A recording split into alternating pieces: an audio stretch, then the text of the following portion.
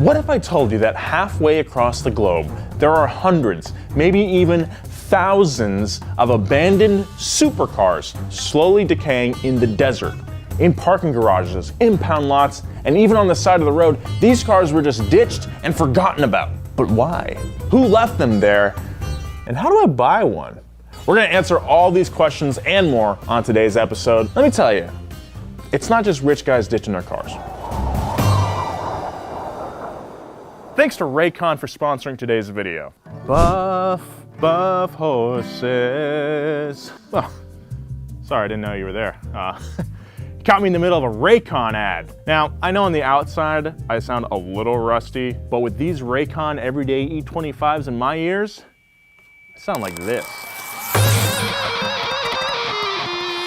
The everyday E25s keep me rocking with 6 hours of playtime, and with those noise isolating compact design, I can rock as hard as I want to and they'll never fall out. Don't mind them.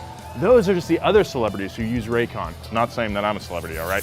What's even better is they sound just as amazing as those other premium earbuds, but at half the price. Plus, they don't just come in boring old white, all right? Raycons come in a range of fun colors and patterns, so you can get the pair that best fits you. And if they aren't perfect, Raycon offers a free 45-day return policy. So what are you waiting for? Click the link in the description or go to buyraycon.com/donut to get 15% off your Raycon purchase today. I promise you, you won't regret it. I use these things like every day, and only sometimes my wig gets stuck in them. No one is exactly sure how many supercars are deteriorating in the desert climate of Dubai, but it's a ton, and it's kind of infuriating that cars like this one of 399 made Ferrari Enzo, this Bugatti Veyron, this Jaguar XJ220, and this Toyota Formula One race car are all just dying a slow death. Is this the work of some spoiled Arab princes with too much money on their hands? Well, actually, it's a lot deeper than that, and to understand why these cars were left, we have to take a closer look at how this city operates. Dubai is the largest city in terms of population in the sovereign state of the United Arab Emirates, or UAE for short. Nowadays, Dubai is known for its insane architecture like the Burj Khalifa, which I think is the tallest building in the world, incredible opulence like this indoor ski hill, and anything expensive you could ever dream of, which is why it attracts some of the richest people in the world. I had a buddy go there and I'm pretty sure he said that you could buy gold out of vending machines. Not bullshitting you on that. Like a lot of countries in the Middle East, the UAE became wealthy because of its rich oil and natural gas resources. Add to that its prime location on the Persian Gulf, which makes it a key trading spot, and you've got a recipe for a successful commerce hub. There's a lot of business that happens in Dubai, which attracts foreign business people. In fact, Dubai's economy is dependent on workers who have expatriated from other countries. As of 2013, 96% of Dubai's population was foreign-born. Compared to a city like New York, about 37% foreign-born, that figure is staggering. New York's like the melting pot of the world, right? But people are attracted to opportunity, and there's been a lot of opportunity in Dubai in the last 20 years.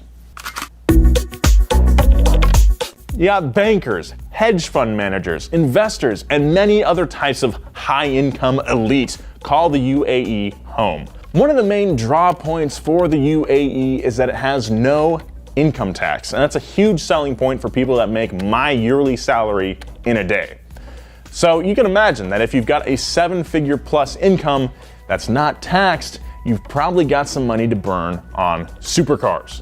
These 6-figure daily drivers are a common way of life in Dubai. Of course, you'll see economy cars on the road too, but I can almost guarantee you that you won't feel out of place driving a $200,000 supercar to the mall on Saturday. And trust me, there are plenty of places to shop in Dubai. The taxes are lower, the roads are very well maintained, and it's actually not that hard to find a used luxury car for a good price that wasn't actually abandoned. Supercars are a way of life in Dubai because it's an easy way to show off your wealth.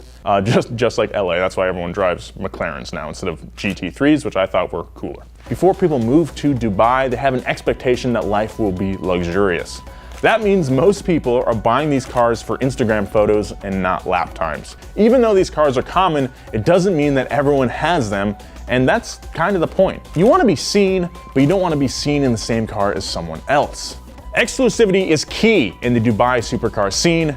Being the only one with that car on the road is a real flex. But that doesn't answer the question why people would just up and abandon these cars on the side of the road. Why on earth are these supercars getting thrown away? Well, it turns out a lot of it has to do with a set of religious laws known as Sharia law. No matter what kind of lifestyle you're trying to lead in Dubai, you'll still have to understand and strictly follow the local laws and customs or face punishment. The economy there has a more worldly connection, but their justice system is partly Sharia and Western law mixed together. This means that there are different consequences for your actions than there would be over here. These infractions range from gossiping to carrying food with poppy seeds to basically a lot of different stuff that's outside the scope of this video. Just like the rest of the world though, stealing is illegal and it can land you in jail. But what's different in Dubai is that being late on payments is akin to stealing, meaning that if you missed a payment on your credit card, mortgage, or a payment on that brand new flashy McLaren 720S you hastily bought to impress your new friends, you go straight to jail. Loans in the UAE are large, plentiful, and very easy to get. So naturally, people will take on these giant loans to buy a car that stands out just before losing their job or getting a serious pay decrease. So let's say it's 2020 and you're a British expat working as an investor while living in Dubai. Then suddenly a pandemic comes out of nowhere and crushes your entire industry and you lose your job.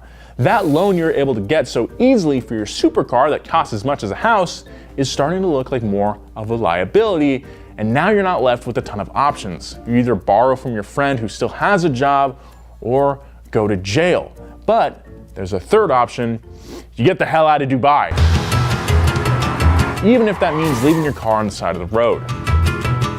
And that's what people did. They ditched their cars in parking garages, they end up in impound lots, they even leave them in the middle of the desert. Some of these cars were dropped so quickly that they still have keys in the ignition and other seemingly necessary items are left behind in a panic. The cars will actually sit in the same place until the police come and tow them away, sometimes months later. The local laws slow down the process of moving the abandoned cars down more than you might think. It's not like the US where you can call a tow truck and have it towed immediately. Things are just different over there. This somewhat harsh punishment for, in our eyes, a minimal infraction causes many expats to flee rather than deal with the consequences.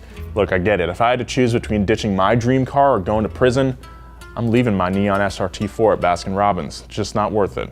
It's the most popular fast food place in the UAE. So that sucks for those expats who had to leave their Lambos, but how do I, a supercar fan that lives across the fat earth, get my hands on one of these cars? Is it possible? How much money would it take? Do I have to ask James for a loan? I think he would be more happy to have that parked in his side yard than my Imperial. Before you spit and shake on it, the first thing you gotta do is actually find the ride you want. And unfortunately, it's not as easy as pulling up a tab on eBay Motors, searching abandoned supercar and getting the pick of the litter. The first obstacle you'll encounter with any abandoned car in the UAE is locating the title. Like it is over here, whenever you get a loan from a bank to buy a car, you still don't own that car. The bank does until you pay off the loan. They will physically hold on to your title until you've made that final payment. If the person who left their car in the middle of the desert is missing and dipped while their loan defaulted, how do you know who used to own it? How do you know which institution holds the actual title? And you don't really know how much money is left to pay on the loan. These are all questions you'd have to get the answer to. There's no telling the amount of time in between these cars being abandoned and being impounded by the police. If you're not quick enough, these cars get snapped up by the Dubai 5-0 and sometimes get converted into actual police cruisers. I'm sure you've seen these cars before. The police in Dubai know for a fact that their traditional patrol cars from brands like Chevy, Toyota, and Nissan can't keep up with the likes of a Porsche, Mercedes, or McLaren. And even if it's all for show, the police are now driving around some pretty amazing cars. If you're unlucky, you might see them roll up in a Porsche 918, Aston Martin 177, or a Pagani Huayra. Now that you've missed a chance to buy these cars before they were impounded, it doesn't mean it's impossible to get your greasy knucks on one. But what if you wanted to buy one at a bargain rate? Well, auctions are actually a pretty good place to start. There are auctions, just like in the US, that will give you the opportunity to bid on these crazy cars, hoping to get you a good deal. You may get your dream car for $30,000 less than a sticker price, or just spend $30,000 total on one. That's still beyond something I'm able to afford, but it's cool that I know it can be done. Like a lot of cars you find at auctions here in the States, they'll have what you can call a storied past. Like Supercar Blondie pointed out in one of her videos, a lot of the luxury cars up for auction may have had enough damage to make anyone want to pass on the deal. The damages range from some light body work to flood damage, all the way to being completely total. Make sure you do your research before signing on the dotted line. The normal process of buying from an auction isn't super easy, but there are many guides out there to get you the best deal possible if you actually want to try to do this. As you can see, buying a car from auction is often a difficult task, especially if you're buying said car from an auction on the other side of the world. If you don't feel up to the job, you're not out of luck just yet. This, finally, brings me to the best option for buying one of these dust-covered greats. Because this is so difficult, there are actually companies out there that focus solely on buying these cars at a crazy low price, repairing and prepping them to be sold to a lucky customer with reasonable savings. A company like Carrera Garage or Hush Hush will find these cars, get them in good working condition, and ship them directly to you for a nominal fee. And this is probably your best case scenario. It's probably still very expensive though.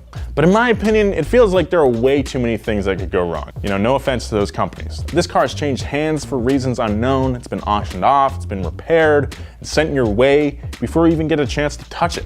That's a ton of money to be passed around in too many pockets of people across international waters for my own personal peace of mind, okay? If you're really taking this idea to heart, I really suggest you do your own research into the fine minutia of buying one of these abandoned supercars.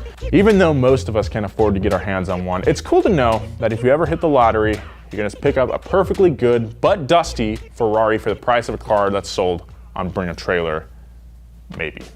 Thank you very much for watching Wheelhouse. If you liked the video, please consider hitting that like button. It really helps us out. Hit the subscribe button if you want to see more. Hit the join button if you're a super fan and want to join our Discord and get some behind the scenes videos and other cool stuff. If you'd like to hear about hundreds more abandoned supercars, check out our past gas episode on the Sultan of Brunei and his insane collection that's rotting away in the dark. It's a crazy story. Check that out in the link, or I'll put it somewhere on the screen. All right, be kind. See you next time.